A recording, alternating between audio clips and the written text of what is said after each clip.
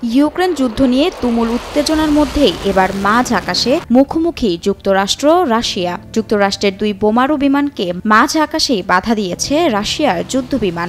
এমন উত্তেজনাকর ঘটনা ঘটেছে বাল্টিক সাগর অঞ্চলে।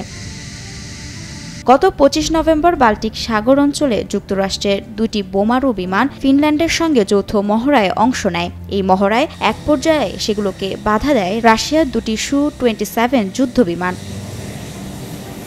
সম্প্রতি যুক্তরাষ্ট্র ও যুক্তরাজ্যের অনুমতির পর দেশ দুইটির সরবরাহ করা দূরপাল্লার ক্ষেপণাস্ত্র দিয়ে রাশিয়ায় হামলা চালায় ইউক্রেন। তার জবাবে গত ২১ নভেম্বর ইউক্রেনে মধ্যপাল্লার হাইপারসনিক ক্ষেপণাস্ত্র দিয়ে পাল্টা হামলা চালায় মস্কো। এরপরে যুক্তরাষ্ট্রের বোমারু বিমানে বাধা দেওয়ার ঘটনাটি সৃষ্টি করেছে নতুন উত্তেজনা।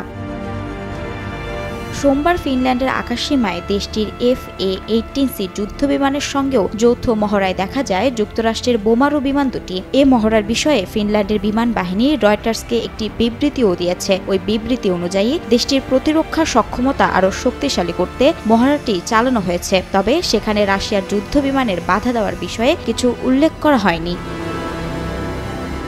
২০২২ সালের ফেব্রুয়ারিতে ইউক্রেনের সামরিক অভিযান শুরু করে রাশিয়া। এর পরের বছর ফিনল্যান্ড ন্যাটোর সদস্যপদ লাভ করে। ইউক্রেন যুদ্ধের শুরু থেকেই ফিনল্যান্ড কিয়েভের প্রতি শক্ত সমর্থন দিয়ে আসছে। ইউক্রেনের পাশে থাকা পশ্চিমা দেশগুলোর সঙ্গে ফিনল্যান্ডের এই যৌথ মহড়া রাশিয়ার সঙ্গে উত্তেজনা আরও বাড়াবে বলে ধারণা করা হচ্ছে।